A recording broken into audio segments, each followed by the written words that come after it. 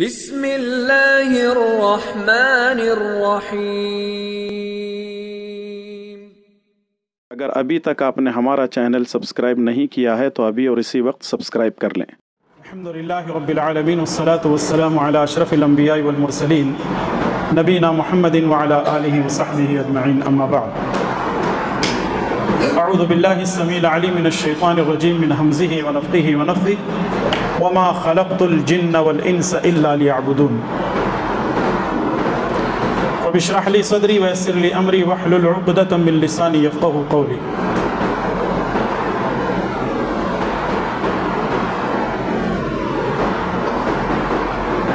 اللہ تعالیٰ کی حمد و ثنا اور نبی کریم صلی اللہ علیہ وسلم پر درود و سلام کے بعد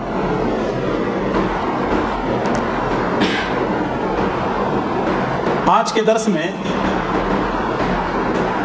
آج ہم یہ سننے کی کوشش کریں گے اور سمجھنے کی کوشش بھی کریں گے کہ توحید کس کو کہتے ہیں، توحید کا معنی کیا ہے اور توحید کی فضیلت اور اس کی اہمیت کیا ہے، اور پھر اس کے بعد یہ بھی جاننے کی کوشش کریں گے کہ توحید کی کتنی قسمیں ہیں، تاکہ یہ ساری چیزیں ہمارے سامنے آ جائیں تو پھر سمجھنے میں بھی آسانی ہو۔ سب سے پہلی بات تو یہ ہے کہ اللہ تبارک و تعالیٰ نے قرآن کریم کی سورہ زاریات کی آیت نمبر 56 میں ارشاد فرمایا وَمَا خَلَقْتُ الْجِنَّ وَالْإِنسَ إِلَّا لِيَعْبُدُونَ، کہ میں نے جنات اور انسانوں کو خالص اپنی عبادت کے لیے پیدا کیا ہے۔ اس کا مطلب یہ ہے کہ اللہ تبارک و تعالیٰ نے جنات اور انسانوں کو خالص اپنی عبادت کرنے کے لیے، اپنی بندگی کرنے کے لیے اور اس کے حکم کو بجا لانے کے لیے پیدا فرمایا ہے۔ اس سے یہ بات معلوم ہوتی ہے کہ ہر انسان کو خالص اپنے رب کی عبادت کرنی چاہیے۔ اب سب سے پہلے یہ جانتے ہیں کہ توحید کس کو کہتے ہیں، توحید کا معنی کیا ہے۔ عام طور پر ہم یہ بات آپس میں کرتے رہتے ہیں کہ ایک مسلمان کو توحید پر اپنی زندگی گزارنی ہے اور شرک سے اپنے آپ کو بچانا ہے، سنت پر عمل کرنا ہے اور بدعات سے بچنا ہے۔ تو سب سے پہلے ہم توحید کو سمجھتے ہیں، پھر شرک پر آتے ہیں۔ توحید کے معنی کیا ہیں؟ توحید کے معنی ہیں اس بات کو ماننا کہ اللہ تبارک و تعالی ہمارا خالق ہے، اللہ تبارک و تعالی ہمارا مالک ہے، اللہ تبارک و تعالی ہمارا مدبر اور حاکم ہے۔ کیا مطلب؟ توحید کا معنی یہ ہے کہ اللہ تعالی خالق ہے۔ خالق ہے کا مطلب یہ ہے کہ اس ساری کی ساری کائنات کو، زمین آسمان سورج چاند ستارے اور کل مخلوقات کو کس نے پیدا کیا ہے؟ اللہ تبارک و تعالی نے پیدا کیا ہے، اور وہی اس کا مالک بھی ہے، یعنی اللہ کے علاوہ ہمارا کوئی مالک نہیں ہے۔ وہی مدبر اور حاکم بھی ہے۔ جب پیدا کرنے والا وہی ہے، جب مالک وہی ہے، تو حکم بھی کس کا چلے گا؟ حکم کس کا چلے گا ہم پر؟ اللہ تبارک و تعالی ہی کا چلے گا۔ اس کا مطلب یہ ہے کہ توحید کے معنی یہ ہوئے کہ ہمارا خالق کون ہے؟ اللہ تعالی ہے۔ ہمارا مالک کون ہے؟ اللہ تعالی ہے۔ ہمارا حاکم اور ہمارا مدبر کون ہے؟ اللہ تبارک و تعالی ہے۔ یہ ہے توحید کا پہلا معنی۔ توحید کا دوسرا معنی ہے اپنی تمام عبادتوں کو خالص اللہ تعالی کے لیے خاص کرنا، اس کو کہتے ہیں توحید۔ ہماری تمام عبادتوں کو خاص کرنا، کس کے لیے؟ اللہ کے لیے خاص کرنا، اس کو توحید کہتے ہیں۔ جیسے ہم اس آیت کو اور اس کے معنی اور مفہوم کو سمجھتے ہیں، ان صلاتی و نسکی و محیایا و مماتی للہ رب العالمین۔ ان صلاتی، بے شک میری نماز، व नुसुकी मेरी कुर्बानियाँ, व महयाया मेरा जीना, व ममाती मेरा मरना, लिल्लाहि रब्बिल आलमीन किसके लिए है? अल्लाह रब्बुल आलमीन के लिए है। तो इसका मतलब ये है कि तौहीद के माने ये हैं कि हमारी ज़िंदगी में जो भी इबादत हो, चाहे वो इबादत बदनी हो, चाहे वो इबादत माली हो, चाहे वो इबादत दिली तौर पर हो, तमाम इबादतें खालिस अल्लाह ताला के लिए होनी चाहिए। इसी को क्या कहा जाता है? तौहीद कहा जाता है। और इसीलिए हम हर नमाज में अल्लाह तबारक व तआला से खड़े होकर के ये इकरार करते हैं, इय्याका नअबुदु व इय्याका नस्तईन, हम तेरी ही इबादत करते हैं और तुझ ही से मदद तलब करते हैं। इसका मतलब यह है कि हम तेरे सिवा किसी की इबादत नहीं करते और तेरे सिवा किसी और से मदद नहीं मांगते। तो एक मुसलमान के लिए ज़रूरी है कि वो कलिमा ला इलाहा इल्लल्लाह का इकरार कर लेने के बाद उधर इधर दाएं बाएं अगल बगल में झांकने की कोशिश न करे, बल्कि जिस अल्लाह का कलमा उसने पढ़ा है उसी अल्लाह को मानते हुए, उसी तौहीद को कबूल करते हुए सारी जिंदगी उसी ट्रैक पर चलने की कोशिश करे। इसी को तौहीद कहा जाता है और इसके मानने वाले को मुवहिद कहा जाता है कि वो एक अल्लाह ताला को मानने वाला है। और इसीलिए अल्लाह तबारक व तआला ने जितने नबियों को इस दुनिया में भेजा है, तमाम अंबिया अलैहिमुस्सलातु वस्सलाम के दुनिया में भेजे जाने का मकसद यही था कि तौहीद को आम किया जाए। जैसा कि अल्लाह तबारक व तआला ने सूरह अंबिया की आयत नंबर 25 में इरशाद फरमाया, वमा अरसलना मिन क़ब्लिक मिर रसूलिन इल्ला नूही इलैहि अन्नहु ला इलाहा इल्ला अना फ़अबुदून। अल्लाह ताला नबी करीम सल्लल्लाहु अलैहि वसल्लम से फरमा रहा है और पूरी इंसानियत को इस बात से आगाह कर रहा है कि हमने आपसे पहले जितने नबियों को भेजा है, जितने नबियों की तरफ वही भेजी है, उनका मकसद यही था कि वो यही कहते थे, ला इलाहा इल्ला अना फ़अबुदून, ला इलाहा कोई इबादत के लायक नहीं, इल्ला अना मगर मैं, फ़अबुदून इबादत अगर करनी है तो किसकी करो? मेरी इबादत करो। आदम अलैहिस्सलातु वस्सलाम से लेकर मेरे और आपके प्यारे नबी जनाब मुहम्मदुर रसूलुल्लाह सल्लल्लाहु अलैहि वसल्लम तक जितने अंबिया अलैहिमुस्सलातु वस्सलाम आए, तमाम नबियों ने ला इलाहा इल्लल्लाह की दावत दी, तौहीद की तरफ बुलाया, एक अल्लाह की तरफ बुलाया। हालांकि आप देखें, जब रसूलुल्लाह सल्लल्लाहु अलैहि वसल्लम मक्कतुल मुकर्रमा में नबी बनाकर भेजे गए तो आपने लोगों को जिनाकारी के बारे में नहीं बतलाया, सूद के बारे में नहीं बताया, जिंदा दरगोर लड़कियों को किया करते थे उसके बारे में नहीं बताया, नाइंसाफी करते थे उसके बारे में नहीं बतलाया, जुल्म किया करते थे उसके बारे में नहीं बतलाया। बहुत सारी बुराइयां उनके अंदर मौजूद थी। नबी करीम सल्लल्लाहु अलैहि वसल्लम ने इन लोगों को इससे बचने की ताकीद नहीं की, बल्कि सबसे पहले लोगों को नबी करीम सल्लल्लाहु अलैहि वसल्लम ने इकट्ठा करने के बाद क्या कहा?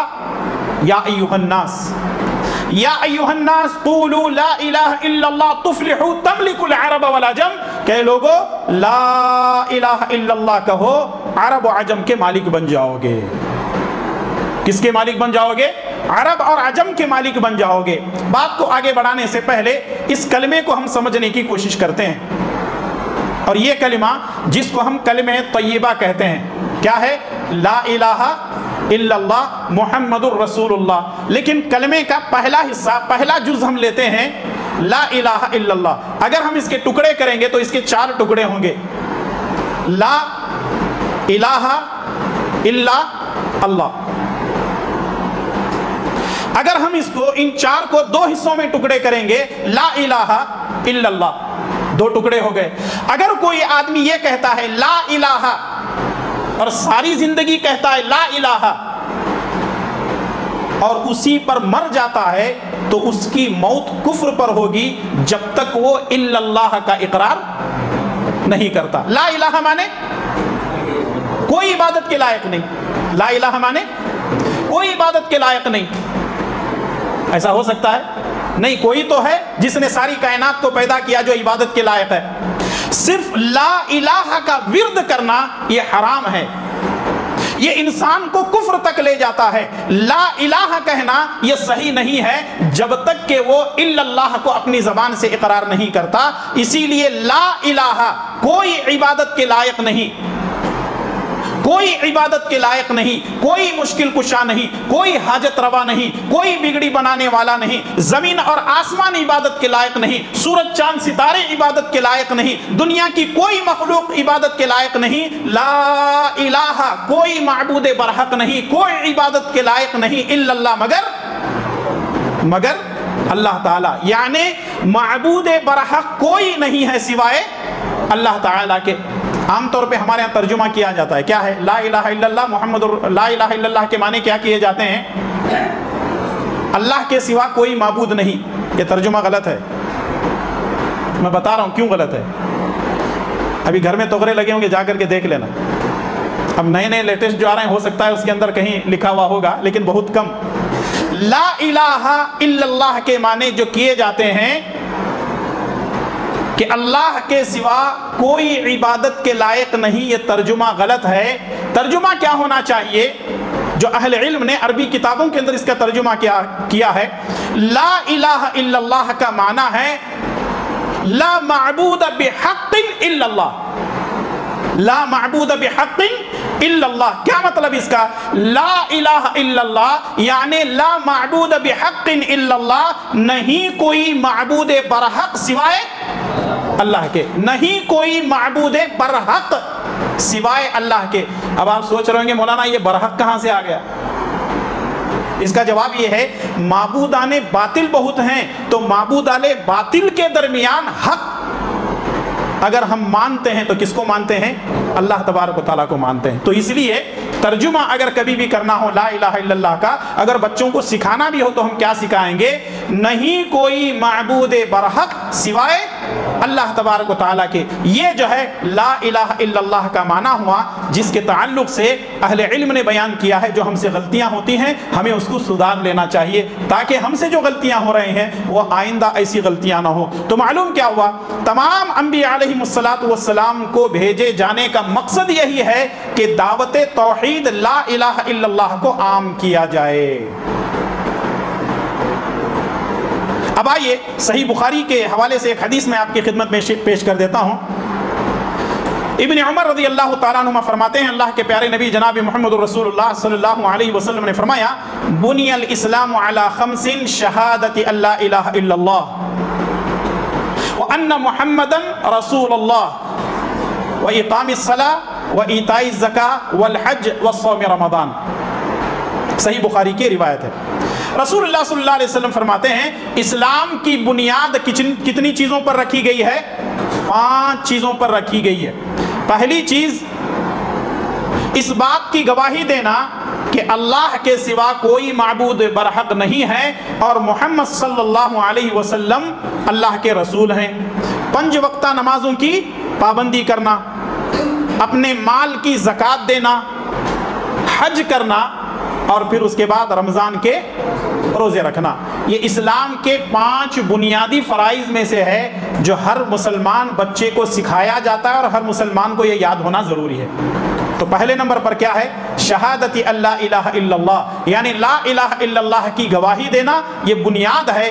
اگر یہ ہے تو ساری عبادتیں، سارے اعمال اس کے قابل قبول ہیں۔ لیکن آدمی جو ہے لا الہ الا اللہ کو نہ سمجھا ہے، نہ پڑھتا ہے، نہ اس پر زندگی گزارتا ہے، وہ ساری عبادتیں، ساری زندگی عبادتیں کرتا رہے، اللہ تبارک و تعالیٰ اس کی کسی عبادت کو قبول نہیں کرتا۔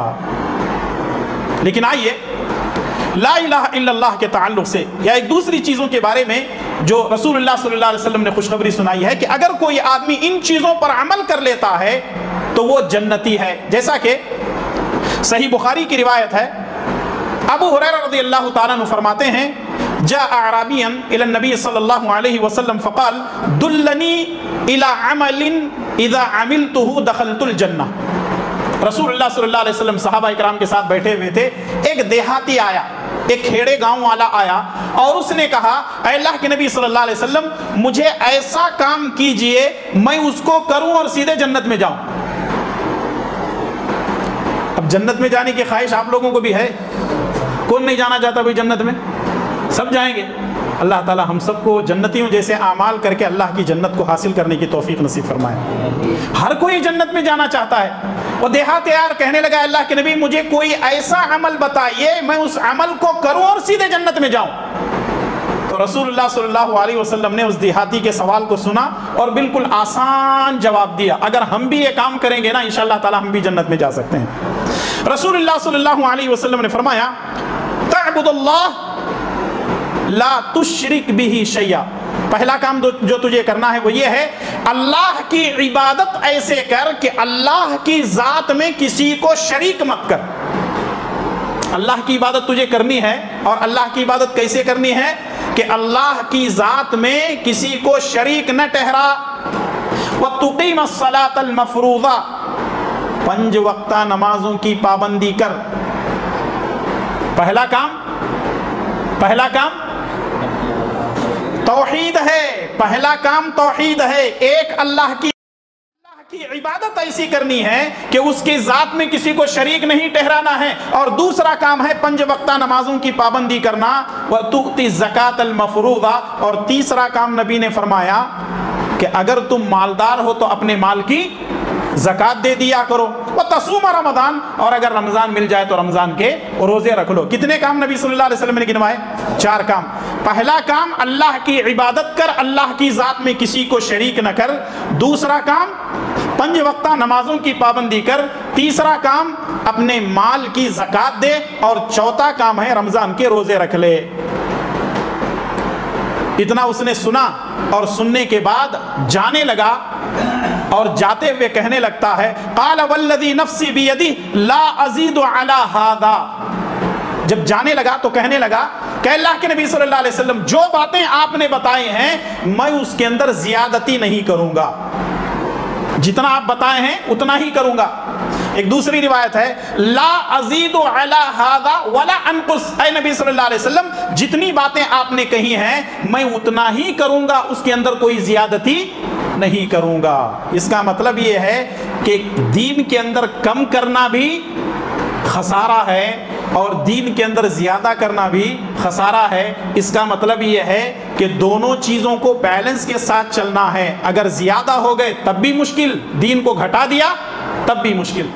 تو اس نے کیا کہا اللہ کے نبی جتنا آپ نے کہا ہے اس میں کمی اور زیادتی نہیں کروں گا۔ فلما ولا، جب وہ جانے لگا، اتنا کہہ کر کے جب جانے لگا تو اللہ کے نبی صلی اللہ علیہ وسلم نے فرمایا من سرہ ان ينظر الى رجل من اہل الجنت فلینظر الى ھذا، اگر تم کسی جنتی کو دیکھنا چاہتے ہو اس آدمی کو دیکھ لو کیونکہ یہ جنتی ہے۔ آخر نبی صلی اللہ علیہ وسلم نے اس کو جنت کی خوشخبری کیوں دی؟ کیونکہ اس نے کہا کہ جتنا آپ نے کہا ہے اتنا ہی کروں گا، اس کے اندر کمی اور زیادتی نہیں کروں گا۔ اگر ہم ہوتے تو کیا بولتے؟ نہیں ذرا مشکل آ رہی، ذرا پریشانی آتی، ایسا کر سکتے ہیں کیا؟ ویسا کر سکتے ہیں۔ ہم تو افراط اور تفریط کا شکار ہیں، کمی اور زیادتی دین کے اندر ہم کرتے ہیں، لیکن جتنا دین ہے اتنا ہی اس پر عمل کرنا کیا ہے؟ جنت میں جانے کی علامت ہے۔ نبی کریم صلی اللہ علیہ وسلم نے فرمایا کہ اگر کسی جنتی کو دیکھنا چاہتے ہو کہ اس کو دیکھ لو کیونکہ یہ جنتی ہے، کیونکہ اس نے جو بات کہی ہے وہ اپنی بات میں پکا ہے اور وہ اپنی ساری زندگی عمل کرتا رہا۔ تو معلوم کیا ہوا؟ اس کے اندر بنیادی چیز یہ ہے کہ اللہ کی عبادت کر، اللہ کی ذات میں کسی کو شریک مت کر۔ تو یہ توحید ہے کہ ایک اللہ کو مانا جائے اور اللہ تبارک و تعالیٰ کے احکامات پر عمل کیا جائے۔ تو معلوم کیا ہوا؟ ایک مسلمان کے لیے ضروری ہے کہ وہ اللہ تبارک و تعالیٰ کے احکامات پر سچے دل سے مانے، یقین کامل کے ساتھ اللہ تبارک و تعالیٰ کے احکامات پر ساری زندگی عمل کرتا رہے، اور خاص کر کے توحید کو اپنائے۔ لیکن اگر کوئی آدمی سچے دل سے لا الہ الا اللہ کہتا ہے تو انشاءاللہ تعالیٰ امید ہے وہ جنت میں جائے گا۔ اگر کوئی آدمی سچے دل سے کہتا ہے لا الہ الا اللہ، کہاں جائے گا؟ جنت میں جائے گا۔ جیسا کہ صحیح بخاری کی روایت ہے، ابو ہریرہ رضی اللہ تعالیٰ عنہ فرماتے ہیں کہ میں نے رسول اللہ صلی اللہ علیہ وسلم سے پوچھا، اے اللہ کے نبی صلی اللہ علیہ وسلم قیامت کے دن سب سے زیادہ آپ کی شفاعت کا حقدار کون ہے؟ آپ کی شفاعت کا حقدار کون ہے؟ تو رسول اللہ صلی اللہ علیہ وسلم نے فرمایا من قال لا الہ الا اللہ خالصا من قلبہ دخل الجنہ، جس نے سچے دل سے کہا لا الہ الا اللہ وہ جنت میں داخل ہوگا۔ اب سوال یہ ہے کہ کتنے لوگ ایسے ہیں زبان سے کہہ بھی دیا لا الہ تو کیا حاصل؟ شاعر کہتا ہے کہ زبان سے کہہ بھی دیا لا الہ تو کیا حاصل، دل و نگاہ مسلمان نہیں تو کچھ بھی نہیں۔ اگر آدمی زبان سے لا الہ الا اللہ لا الہ الا اللہ لا الہ الا اللہ، نہ وہ اس کے دل میں اتر رہا ہے نہ اس کے عمل میں لا الہ الا اللہ آ رہا ہے، ایسے آدمی کی آخرت، دنیا اور آخرت دونوں تباہ ہو سکتی ہے۔ لیکن اگر کوئی آدمی سچے دل سے کہتا ہے لا الہ الا اللہ تو اس کی دنیا اور آخرت دونوں آباد ہو سکتے ہیں۔ یہ وعدہ ہے اللہ تعالیٰ کا، اور یہ وعدہ ہے میرے اور آپ کے پیارے نبی جناب محمد رسول اللہ صلی اللہ علیہ وسلم کا۔ اب توحید کی 3 قسمیں بنتی ہیں۔ توحید کی 3 قسمیں کون سی ہیں؟ اور اس کے تعلق سے انشاءاللہ تعالیٰ کل آپ کی خدمت میں وہ درس پیش کیا جائے گا۔ اللہ سے دعا کیجئے کہ رب ذوالجلال والاکرام مجھے اور آپ تمام کو سچے دل سے توحید کو ماننے، سمجھنے اور اس پر عمل کرنے کی توفیق عطا فرمائیں۔ آمین وصلی اللہ علی نبینا محمد وعلی آلہ وصحبہ اجمعین۔ السلام علیکم ورحمۃ اللہ وبرکاتہ۔